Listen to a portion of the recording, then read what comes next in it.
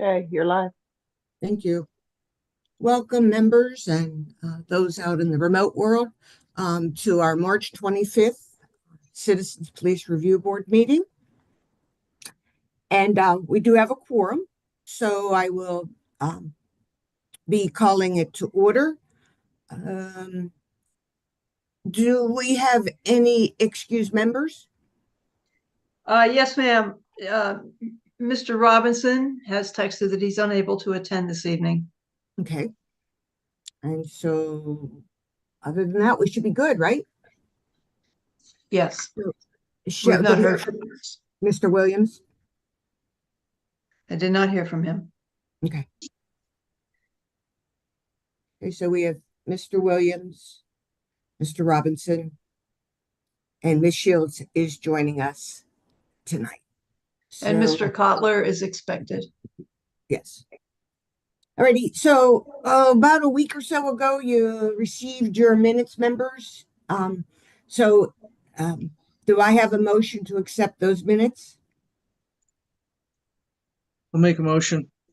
Thank you. Is there a second?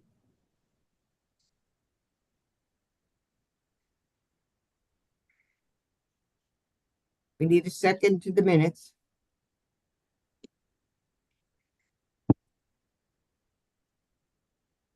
I'll second. Thank you. Thank you, Mr. Layu. Any discussions? Any corrections, changes, additions? No. Hearing none? May I have a vote here? So all in favor? Aye. Aye. Opposed?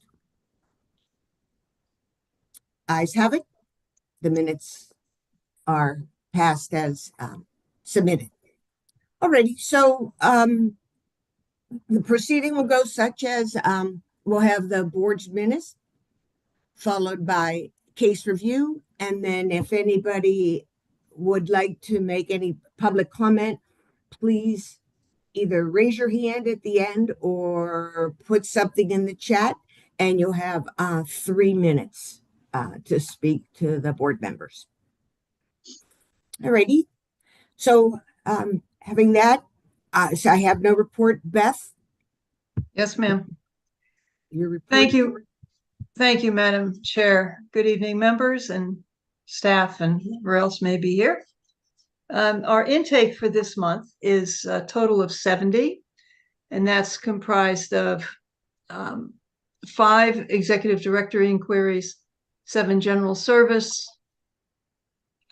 2 that were out of our jurisdiction, and 2 that were exceeded the time limit for which the complaint could be filed. Since we met last month, actually a month ago today, February 25th, I recall. At that time, we were reporting on a significant effort by community led by our own member, Mr. Davis, to conduct community forums to talk about the expectations of the next chief of police. If you will recall, Mr. Scarrato resigned, left, and Chris Ragland was appointed acting chief. And the process for hiring a regular chief was up in limbo. Nobody was quite sure what was going to happen. However, there were some concerns related to acting chief Ragland that people wanted to vet publicly, and the general concern of the community that they had some input in terms of establishing expectations of the next chief of police. On March 4th, acting chief Ragland resigned and retired from the Bureau of Police. And acting chief Martin Devine, you'll recall, was with us last month, and he discussed the unbiased policing policy and reassuring the community about the Bureau not engaging in the role of assisting in enforcing immigration laws. And subsequently, Martin Devine has been appointed the current acting chief of police. And there is no information that I am aware of related to any process to conduct a search or to appoint someone to the regular position of chief of police at this time.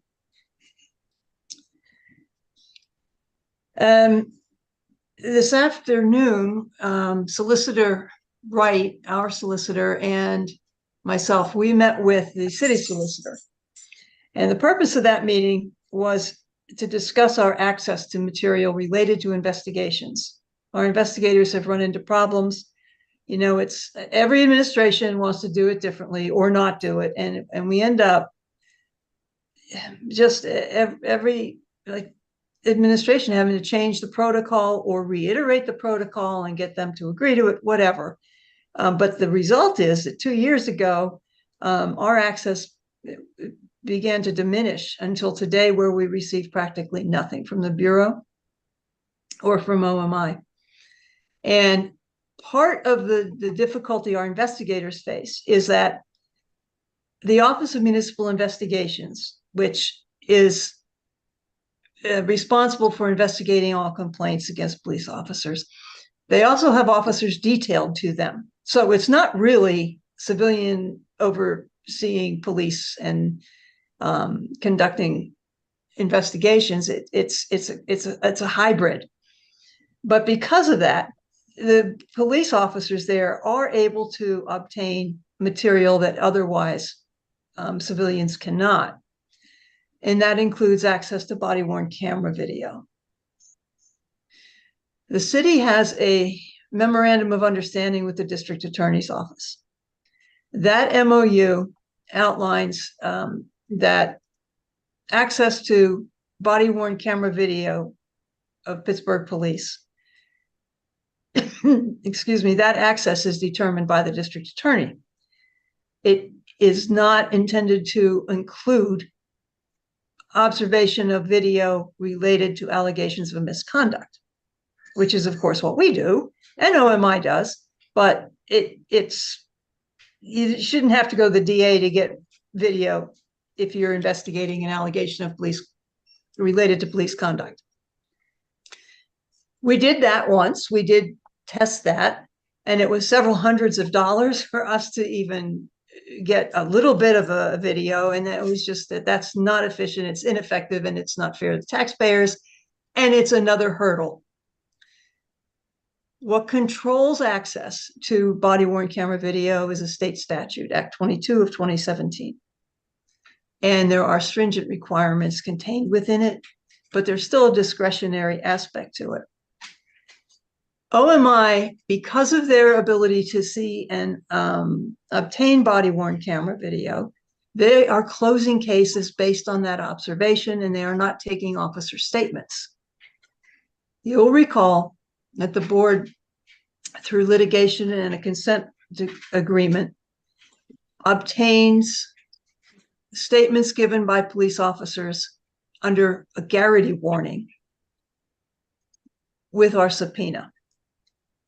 But they don't take statements very much at all anymore. I mean, like, it's a rarity now that there would be actually a statement taken, because much is relied upon the body-worn camera video, and then we don't get to see it. So that's a problem. In the past, we had workarounds, and those workarounds were sufficient. They helped. It enabled staff to see video that did not contain anything that would have been otherwise protected under the Criminal History Record Information Act, also known as CREA. The observation of the video that they did see was not compromising any of that material. So it was all done properly. But now they can't see any, and there is no liaison established that we could have observe it on our behalf. A sworn police officer looking at the video, answering our staff's questions over the phone. You know, we believe in their veracity, that they're not going to lie to us. They're going to tell us what they see. And that's how we kind of managed that part of evidence that we can't have ourselves. So that was the essence of our meeting. And in addition to that, material like computer-aided dispatch reports,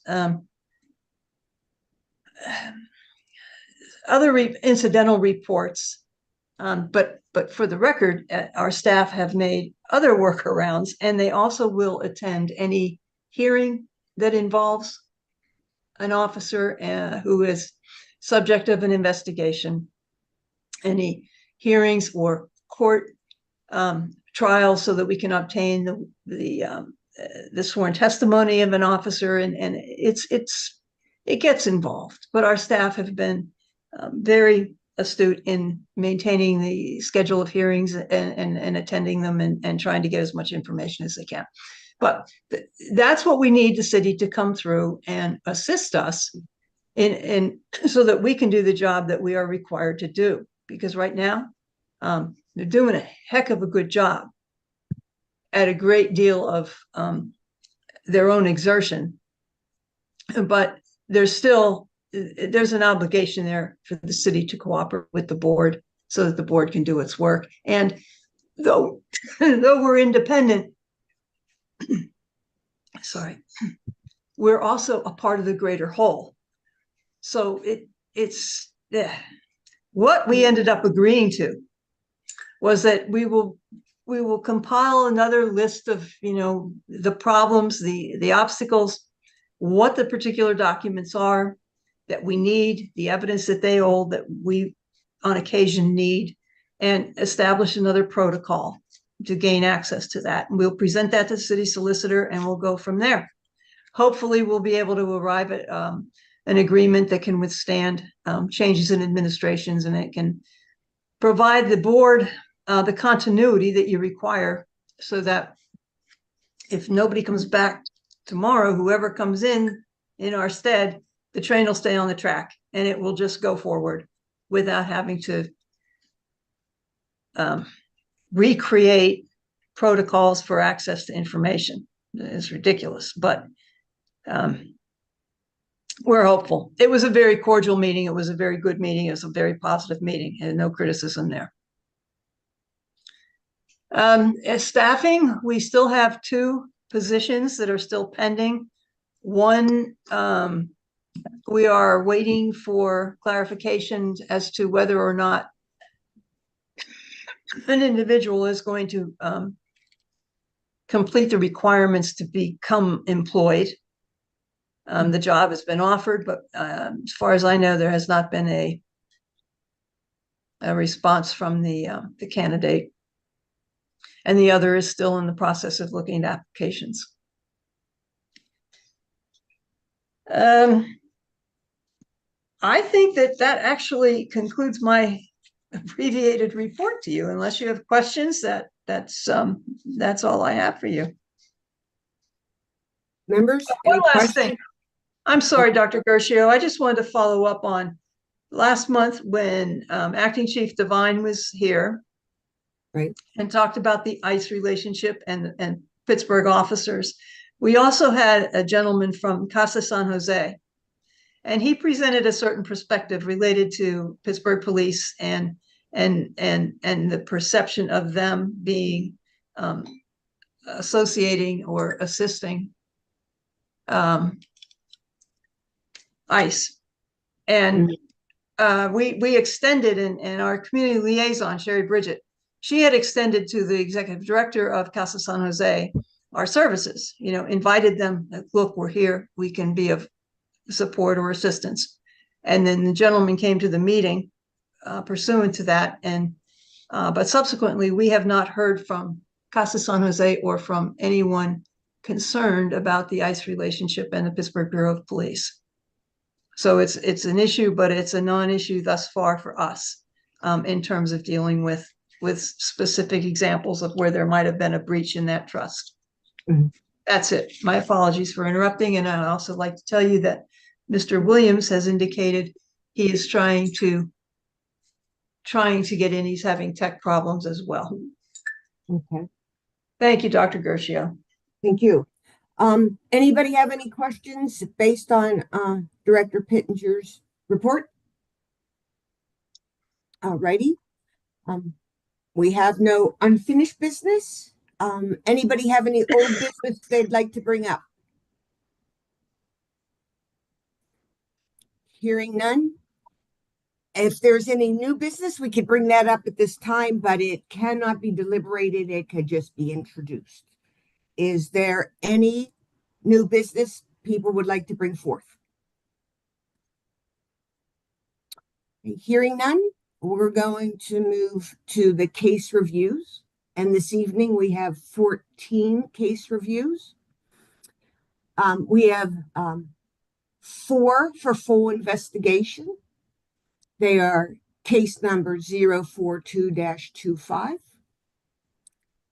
case 039-25, case number 026-25, and case number 015-25. Do I have a motion? Make a motion. Thank you. Second? Second. Thank you. All in favor or discussion? Any questions about these cases? Hold on, guys. Sorry about that. Amazon's jumping or whatever she is, Alexa. Sorry.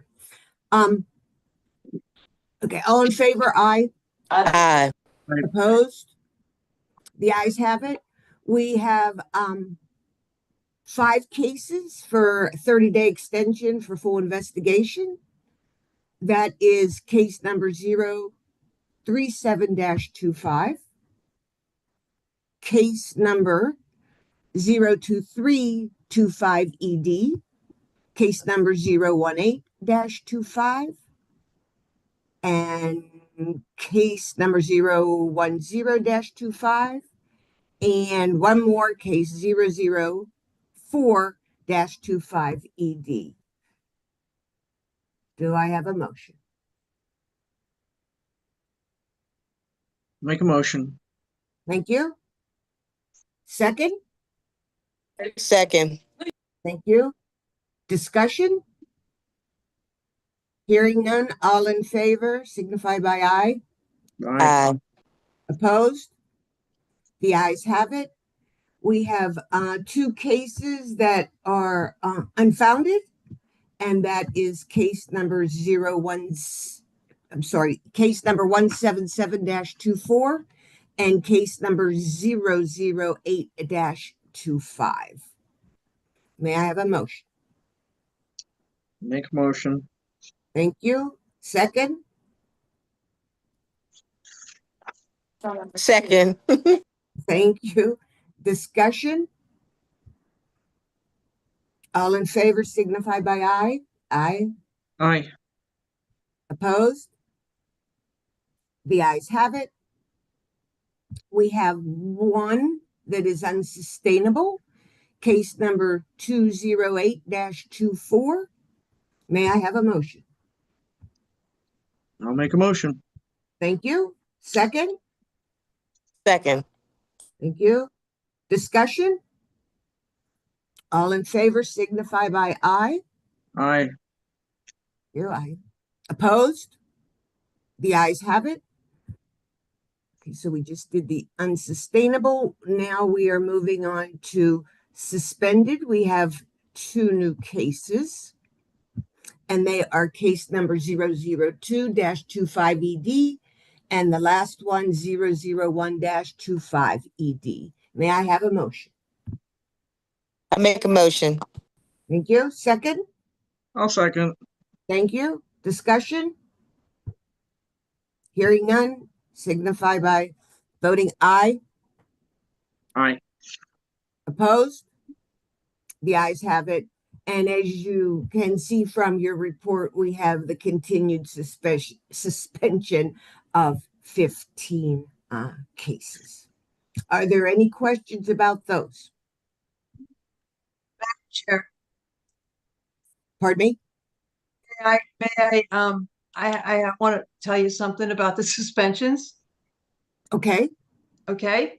What I reported on with regard to the meeting with the city solicitor, Yes. because our staff do not have access to various material, most critically, non-CREA protected body-worn camera video, many of our cases that are in suspension are there because of that reason and that reason alone. So if complainants are concerned about why is my case sitting suspended for so long, is more likely than not that is the reason. And it's we're not comfortable with that, but it is the way it is because of the inability for staff to review the video. Just want to put that on the record because I know some complainants have expressed concern about that. We're doing the best we can to resolve that problem, but that's why they are sitting in suspension. Are those individuals calling on a regular basis? Frustration? What are we hearing? Not overwhelmingly so, though there have been occasions where complainants are very frustrated and angered by it. Mhm. Alleging that our staff is not doing their job, and that's just not true. Mhm. And we've had some instances where complainants have ridiculed and demeaned and been outrightly rude and discourteous to our investigators. And our staff are remarkably resilient. They know it comes with the territory, but nonetheless, they don't deserve to be treated that way. But again, that's the reason. We explain that to the complainants, and that's the best we can do right now. We're working on it. Mhm. The alternative is not acceptable either, to just go forward with like, oh, well, we'll find out if we go to a hearing, because not everything merits that. And otherwise to just move them forward and dismiss them, that's not fair either. So the staff have been very diligent in that regard. And I just wanted to put it in there that, the suspensions are more likely than not the result of our inability to obtain certain evidence. Well, hopefully we'll get something, from the court soon. Thank you. Okay, thank you. Alrighty, just for everybody, some general announcements before we go to public complaint. Members, please, and those out here virtually, please remember that next month, our regular meeting at 6 p.m. will be in person on the 20 in April, and I believe that date is 22nd. 22nd. At the Grayson Center, which is in I guess we would call that Uptown, 15219.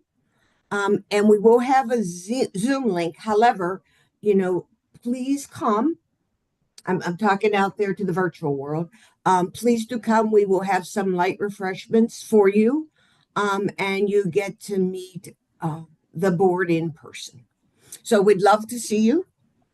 And board members, just a reminder that we will be in person on the 22nd. Again, that is after the religious holiday days, both Passover and Easter. So hopefully everybody will be able to attend. Alrighty, do we have any public folks that want to talk, public comment? We don't have an audience tonight, and the Oh, no Ozarks audience? they had another Event? commitment. Yes. Okay. I feel bad we have nobody, but hopefully someone will. They did say hi to everyone. Okay, well, hopefully they'll come next month in person. It would be great to see them after quite a few years. I did remind them it was in person. So. Thanks, Steph. Appreciate You're it. welcome. All right, being that there is no public comment, may I please have a motion to adjourn at 6:28 p.m. I'll make a motion. Thank you. May I have a second?